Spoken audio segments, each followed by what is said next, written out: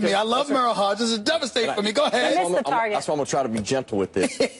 So you guys are talking about the 49ers as a whole. Let's say, I'll use an analogy of a car, okay? You guys keep trying to rotate the driver out of there to fix the car when it's the motor. That system that they're running in San Francisco is never going to win in the National Football League. I'm watching the game. I'm watching the game yesterday, and I cannot. So that's the problem. I don't care what quarterback goes in there. And Kaepernick, you know why Kaepernick was eventually become the starter? One is a major reason they eventually turned it over to him. Yeah, we're One losing. reason, not just losing. They would dial up big plays, and he would miss them. So they're like, Kaepernick, we're going to give you that opportunity. First dial-up post they get, he overthrows him by 6 yards. Now, people go, well, he hit that one, it ended up being a touch. That was a bust, and he almost couldn't catch that because he underthrew it. Yep. He didn't improve in that area. He did not add one thing to this offense. First game back against the Bills' defense At the on the end of road. the day, it isn't about, he's played a lot of football. When you miss a post route and you got a defender trailing you by 2 yards and you don't hit that for a touchdown, and it's the first time we call it and we get it, that is exactly why we let you start. It wasn't his ability to run. So until this system will never win in football. In the NFL. So in other words, you're telling me that Chip Kelly belongs in college? Absolutely. That's all I'm saying. You can just start. Chip We Kelly agree there. in the gym. There's no disagreement. There's no disagreement. Now, I was worried about you for a second. I was worried about you for a second. I missed the tree, hit the target. We're good. Go ahead, man. Go ahead. Fire away. Are the Steelers overrated? No. Listen, Ben is one of those amazing equalizers that elevate. He's like a John Elway. You know, you look at a lot of Super Bowls John Elway went to, and the ones they probably lost are the ones I'm referring to, where he took a team to the Super Bowl based on how he could offset the deficiencies. He is the one rare cat that does that at a high level.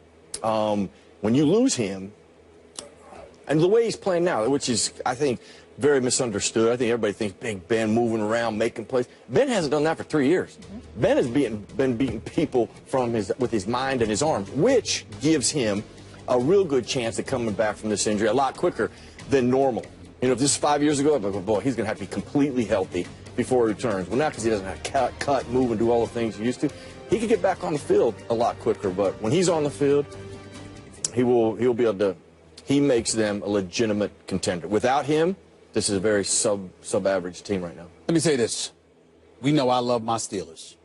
And I had them going to the AFC Championship game against New England. When I watched them give up 204 yards rushing, the Steelers, it's bad enough I can't stand the secondary, which I complain about religiously. It's bad enough I can't do that.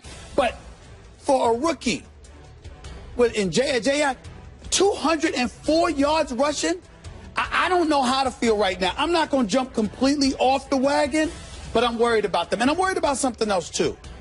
I think about the Steelers, and I was looking for an article because I wanted to make sure I had my facts straight here.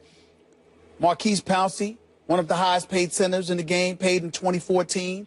David DeCastro just became like the second highest paid guard. You got Marcus Gilbert you're taking care of. They've invested some money in this offensive line. How in God's name is Le'Veon Bell your definition of the best running back in football, the best all-around running back in football? Le'Veon Bell, 10 running plays for him, 10, that's it? And 16 touches? No, something's wrong here. Something's wrong. So, I'm just saying, second year, I apologize, running back, second year play, he's not a rookie. Jai, he's second year, he's not a rookie, I apologize. What I'm saying to you is this. How does that happen? You're giving up 200 yards rushing while you're not running the football. With Le'Veon Bell and D'Angelo Williams. I got a problem with that. That's what got me worried about the Steelers. Steelers are overrated, and I'm not saying they're not good. They're clearly good on offense. But what's going on with the Steelers right now, and by the way, you're a Steelers fan, the same reason as far as AFC teams go, I'm a Steelers fan, because when we're little kids, they won the Super Bowl every year. So the Cowboys were the team you rooted for if you were a front-runner type fan, and the Steelers were the correct out-of-market choice, and still I got some love for them. But this is called wish casting. Fans do it a lot. Organizations do it too sometimes. I wouldn't trade that prospect for the best player in the game. Why? Because it's your prospect and you wish that he becomes this great thing. The Steelers were all wish casting when we watch them. We saw what the offensive line could be last year. Oh my God, Le'Veon Bell. And you're talking about Antonio Brown with Martavis Bryant. Ben Roethlisberger, who's evolved from a great football player early in his career to a great quarterback later in his career. This could be the greatest offense we've ever seen. If only the defense could bend but not break, we can see something special. But that passed already. The offensive line's not quite what it used to be. The defense can't defend the pass. Forget about the run. They can't defend the pass. They're near the bottom of the league in all that. Martavis Bryant can't play this season. So we're wishing that they could put it all together because we just want to see it. It would just be amazing to see. But they haven't been able to do it, and as a result, I don't think you can put them ahead of, clearly, of the Patriots or of the defending Super Bowl champion Broncos. That makes them, at best, third in the AFC, but a lot of people, like Stephen A., pick them #1 to start the season. That's overrated. Well, I picked him #1, too, to represent the AFC. And, listen, I'm still saying when Seven's back, he offsets a lot of those deficiencies. To your point, listen, everybody can have a hiccup. When they went to Philadelphia, you watch that game, I'm telling you, we'll focus on the defense for a second.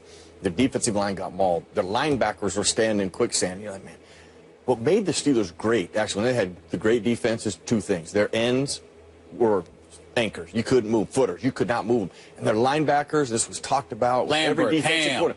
No, I'm just talking, Recent 5, 6, 8 years ago they won the Super Bowl. I mean, they were the most violent linebackers at the line of scrimmage, attacking it. Miami game, Jay Ajayi, last run of the game, defensive line slants, which is what you're doing when you're in desperate hope. You're trying to stop the run. You slant your line. You scrape your linebackers. The linebackers don't do it. They just stand there. Now, the only reason I point that out is because, okay, that is mental errors. So you can coach and correct and change mental errors and become a better football player, better team. If you're just getting absolutely mauled and you're just not as good, because you go to the Kansas City game, then the Jet game, they played like that. There was a relentless, violent attack. And then all of a sudden in Miami, they looked just like they did against Philadelphia. So what I'm getting at is, like, the things that they're making mistakes on are mental errors that can be changed. You can correct them. I'll use the Giants. When the Giants lost the Patriots on the last game of the year, and they went undefeated. Then they beat them in the Super Bowl. It was mental errors that the Giants lost that first game in that they changed in the Super Bowl, and a couple matchups that made the difference in that game. So I can see how things can evolve and change when Seven comes back. They are one of the best teams in football. But listen, I had them #2, not #1, because remember, you picked Seattle, and I had New England going to the Super Bowl against Carolina. Lord have mercy. Okay, so that's the deal. Steelers were #2. I thought the Steelers would meet them in the AFC Championship game. I still think there's a chance because I think their offense can be that high-powered. But this is the thing.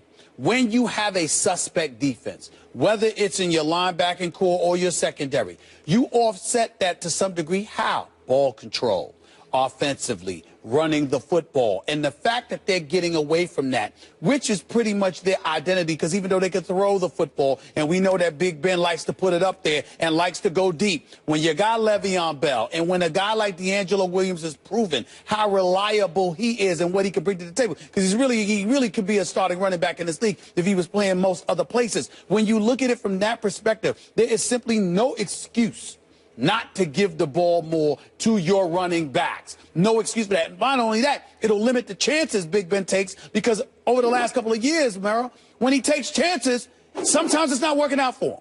But Le'Veon Bell's value is not just running the ball. It's like you can line him up everywhere, that's why I said get it to them. outside. Get it to them. Get it to them. Got to get Le'Veon Bell the ball. No, if there's any doubt, that's how they'll have to lean in order to have a shot against the Patriots, without a doubt.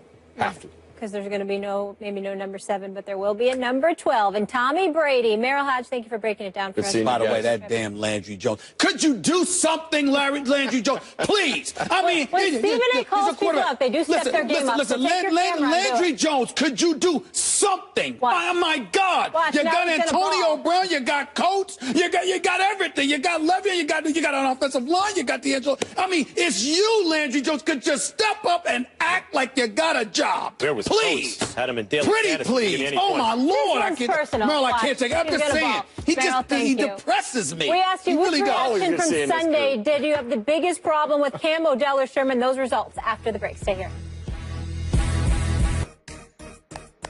Very well done. No applause. No.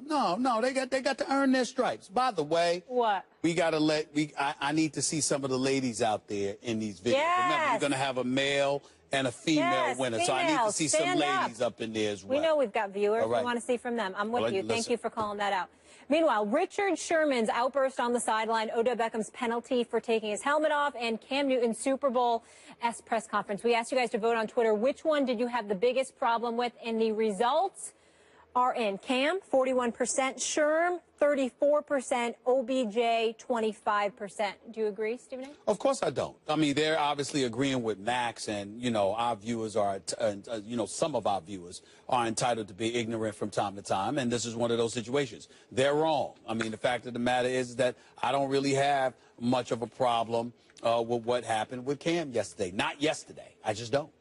Well, they're wrong, but not because of that. I did have a problem with what Cam did and what Odell did, because he actually cost field. That's a stupid rule in the NFL that a celebration or whatever can cost you field position. It's a really stupid rule. Nevertheless, it is one. Everyone knows it, and Odell broke it and could have cost his team. Sherman outburst ahead of Odell's. Sherman is upset because of miscommunication and trying to get things together. Odell takes off his helmet and gets the team penalized in a close game that they could have lost.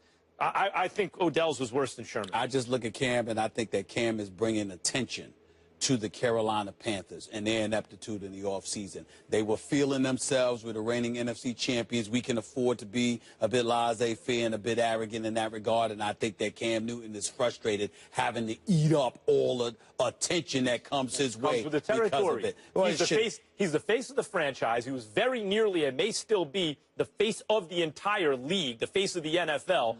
And when the people want to see when the going gets bad, can you take the heat? I can you absorb it and not deflect it? I can respect that, and you know, in theory, you're absolutely not wrong. But I don't believe that because you're paid, it gives organizations the license to lean on you and cover themselves. That's what I'm saying. Sure. I don't believe that management for the Carolina Panthers, and to a lesser degree, Ron Rivera, should get to hide behind the spotlight being on Cam Newton when that offense is not the problem. Excuse me. Two different things. But let me say this to you. Two different things. Cam Newton's a leader, no doubt. Is Kuechly a leader? Yep. What's wrong with that defense?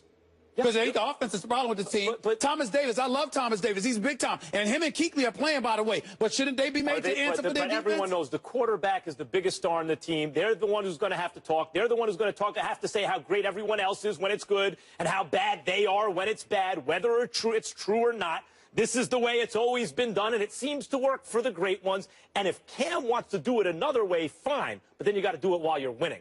This can't come out just in bad times. This has to come out in good times, too. This is only coming out in bad times. Well, it's going to come out in bad times in terms of the organization leaving you hanging. When you know that the organization did what it's supposed to do and it's on you, then you have a valid point. But when you have to sit there and answer questions that are above your pay grade, when you have to sit up there and talk for a team that literally leaves you hanging because they don't sit up there and keep a Super Bowl championship contender intact, I think, and listen, I don't find anything extreme about what he did yesterday. That's the key that I'm saying here. If the blogs all came to you and said, Stephen A., what's it feel like to get whooped up on by Max all day, every day? Would you just not answer? No comment? Would you storm off? I absolutely. Or would you take it? I absolutely would, because I would have nothing to say. I would literally look at them and say, what the hell are you talking about? That's never happened. That's a very ignorant question on your part to sit there and think that I lose to Max Kellerman when I wax his behind every single day. That's a diluted answer, but it's an answer. I would sit up there and say that. You wouldn't just storm off and pout. Oh, no. I wouldn't pout, but I would storm off. Oh, let me tell you something right now. Ask people who run into me. They come up to me at the game. You got to come up to me with the right tone. You better not be disrespectful. And depending on your question, if it's a stupid question, I have walked by people. That's a highly intelligent question. I have walked by people and have completely ignored them. Ask them. Ask them. That's why people are very reluctant to approach me, because they know I might ignore